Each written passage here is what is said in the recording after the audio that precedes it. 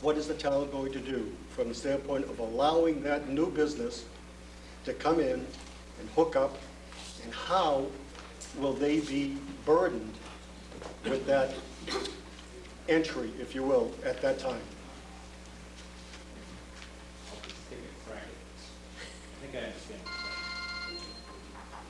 you're saying. If the town gets approached by someone that wants to do a large, this is not about a small change. This is not about adding a wing on your building or a couple of toilets. My purpose is Right. that you're going to bottom line and tell me that it will have no effect on any resident who has one EDU at Marcus Pond. And phase 3 hasn't even been built yet. It will. But yet this poor person at Marcus Pond with one EDU who can't afford it is not going to get any relief from that opportunity on Conference Street. That's not true. It is likely that that person that is going to be connected to the sewer anyways would see some relief. But the way they're going to see that relief is not through a reduction of their, once your betterment's voted and assessed, it doesn't go away. The way you're going to see that relief is through two things. One, it's possible that your tax impact from the town might go down a little bit. And two, and probably more importantly, if you're a user, that rough number, which is really rough, $500, it's going to go up. If you use little water, it'll be significantly lower than that. It might be a little higher if you use a lot. That $500 number gets spread over more flow. The costs to run a facility are relatively fixed. The more people that contribute flow, the lower that number tends to be on a unit basis. Same exact way that your water system works. If Mark could sell water to twice as many people, everyone's bill would be significantly lower. The issue is you'll see relief through some reduced user charges. Okay, so But I can't tell you that you're going to pay less betterment. That wouldn't be fair. You're not going to pay a reduced betterment. So then let's go right back to my original question, which is, when the final product is done, what percentage of the capacity is available to new business? Because the same question is, what percentage of the capacity are these people, are we all paying for and still having available a capacity for free? That we are carrying the burden for that free capacity. And how big is that free capacity? I think I started answering the question. There's very little. There's very little. There might be some because people use less than we've projected in the flows. But right now, we haven't built, like I said, we could build in a huge amount of extra capacity and build the system bigger. We're not doing that. So then We also can't, there's very little growth. we can't promise. There's very little growth. There is an opportunity for growth. And the reason there's an opportunity for growth is because there is redevelopment potential within the site that can use similar amounts of water, not a lot more water, but similar amounts of water on a parcel. And this is the important one, there's an opportunity, once you have a system, there's an opportunity to negotiate with the developer that wants to come into a site, even if you don't have capacity for months at a time, for the cost of what it would take to add the capacity at the plant and add the capacity in the groundwater discharge. If you don't have a plant and you don't have a sewer system, you don't have that opportunity to negotiate that with that developer. You have zero opportunity for that. He's looking at you, and we've done it already with the Berry Center. We have a developer that wanted to build. If you had a plant in place, he would have said, I'm in. We know that. He basically told us that. Instead, what you have is you have no system, you have no basis of negotiation for that. There is a clear advantage to the town to be able to work with certain developers for projects that the town deems in the best interest of the public to do that. But what we can't do is we can't build a whole bunch of extra capacity in the system initially because we'll just have to charge people more money. It doesn't make sense financially. That under that position, where you kept on referring to the town, then the split should not be 80-20. Then the whole town should pay the burden of this potential development and potential growth for the town. Okay. That's the point. Who has not had an opportunity to speak?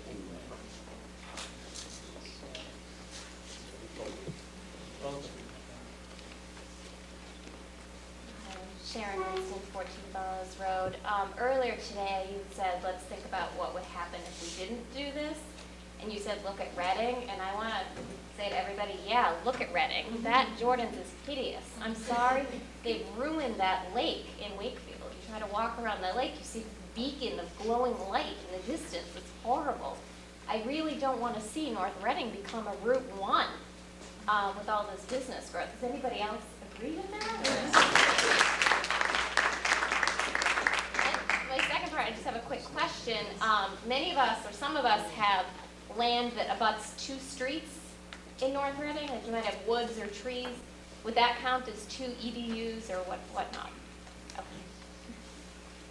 Okay. Do you have 2 separate buildable lots? Can you build 2 houses on those You can't build parcels? on that lot. Just one house lot? Woods, yeah, but The way we handle residential assessments, and again, some of these things are subjective, some of these things can be changed by the selectmen, but in general, the way we handle residential assessments is a single-family house is 1 EDU, what we call an equivalent dwelling unit. It's immaterial how much frontage you have, how much parcel you have.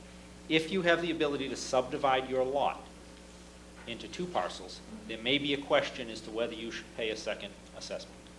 Right now, we haven't got that plugged into the equation. There's a way that vacant land gets handled in these situations. That's a subjective issue that has to be decided by the selectmen in the town as part of another vote. but it could be more. But right now, if you have only the ability to build 1 house on your property, you're only going to have 1 bedroom. The woman who was sitting next to the speaker.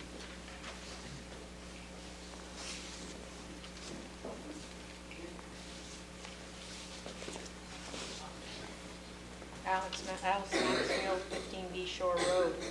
Been sitting a long time waiting, so I've got a lot more questions, and you'll have to bear with me because I don't know much about sewerage. I've never been in a house on sewerage. But it seems to me, the gentleman who last spoke had a good point.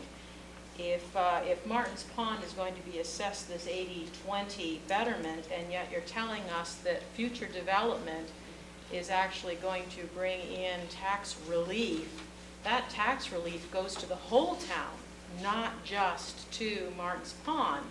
So therefore, it does seem to imply that that $92 a year is perhaps not enough for the rest of the town. I also want to point out that, we've been taxed like crazy and hidden taxed like crazy. I used to pay $26 a year for stickering my trash. Now I pay $180, and I make that out to be $154 a year increase in trash, because I am now subsidizing conspicuous consumers in this community. Somehow that doesn't even equalize with $92 on sewage.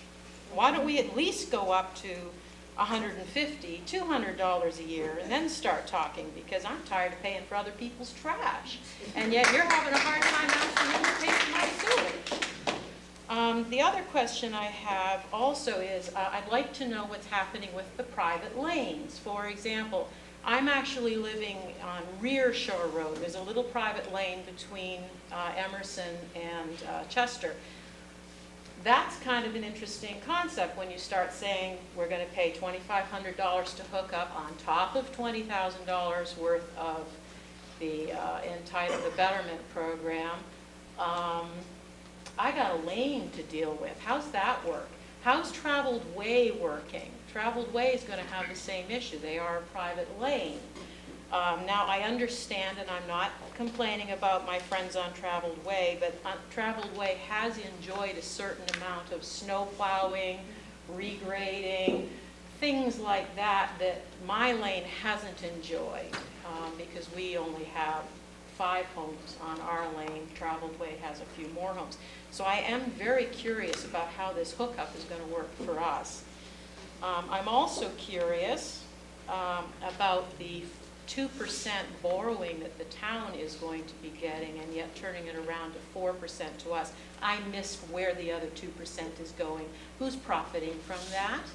And how's that going to be used? So if you want me to reiterate the questions, it's how are the private lanes being handled? Where's the 2% going? And why trash is worth more than sewerage? And I'll back off now because I also don't feel, again, I'll restate, the other issue is that tax relief, everybody's getting it, not just the poor people on Martin's Pond.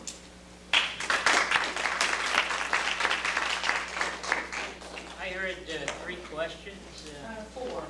4 questions. 2% private lane, the trash issue, so raising the $92, and the issue about the expanded growth, where that tax relief goes.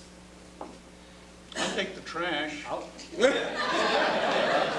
Dave, you're stuck with the trash anyway. I'll take the trash, sure. When you take that one, I'll take the other. You're referring to the old sticker program at 65 cents a bag. The 65 cents a bag raised about in total revenue in any given year between 190 and 210, 190,000 to 210,000 a year. The total cost of the program was $1 million. The balance of that money was on your taxes. In 6 years ago, when we hit a budget dilemma, there was a $750,000 gap, plus or minus, that the town wanted to shore up on the school side. And the way they got the $750,000 was to go to the trash program, 100% fees. Get away from the sticker and go 100% fees, so just a small portion remain on your taxes, the bulk of it is with the fees. So it went from almost all tax related on your taxes to fee related. Which now I can't deduct, That's correct. so we ought to reconsider That's correct. that, too. I'm going to take a crack at 2 other parts of your question. One, the question about the private ways. This is a classic problem when we do infrastructure work, because most towns don't have a defined way of dealing with infrastructure in private ways. It's not going to change whether or not you get sewered. I can't tell you right now, based on the service area, whether we have proposed to sewer your private way or not. If you've got 5 homes on it, all I can say is we have not considered at this point in the planning whether it is a private way or not. What we've considered is whether those homes, based on the data that we collected, the soils data, the groundwater data, the water quality data from Martin's Pond, the lot sizes, and all the other things that affect whether you can do a good septic system that's going to last long term. We've considered only those things in deciding whether your street is going to be served. If your private way with 5 homes on it is proposed to be served, we're going to put a sewer down that way. We're going to get as close to those homes as is reasonable, but if you're the last home on the street and you're hundreds of feet down the street, we're not going to extend the sewer way up to your house for you. We're going to stop at a reasonable location for each town, because that's the way the system gets done. What will happen is one of 2 things. One, the town may consider accepting some of those private ways in order to put the sewer in. Or 2, we will likely strike some type of a legal agreement if we have the right legally to put infrastructure in that based on the way the town interprets its laws right now. We may put the sewer in and leave it a private way. Or 2, we may even take an easement on top of that private way so that we can put in and maintain the sewer line in the way. But whether or not you're on a private way will not be the thing that dictates whether or not you get served. It's the physical issues related to whether or not your street, based on the study that we've completed, should be served or should remain on septic systems. The other question you had, and it was a really good one, and I think we probably missed it in the presentation, was the 2% to 4%. We will finance approximately 90% of the project with 2% interest financing from the state of Massachusetts, from the SRF program. Right now, the state is in the State House. When they're in session, they talk about all sorts of wonderful things, including the potential to increase the leveraging that the state puts on that program. We're hoping, and we're pushing local legislators and things, that maybe the state will even reduce that 2% somewhat to make those costs even more aggressive to the town. But right now, based on the best information we have, we're going to borrow about 90% of the cost at 2%. The other 10% of the cost, which is ineligible, has to actually be borrowed by the town at whatever the town's current financing rates are. And that's still a lot of money. It's $4 million. At the end of the day, if we borrowed that at, say, 4%, which is really about what the town's borrowing at right now for other projects, the blended rate for this is probably somewhere closer to 2.5% for all the borrowing. The reason that we're proposing to charge you 4% is, the state has laws regarding betterments. They're on the books, they've been on the books for many years. Those laws give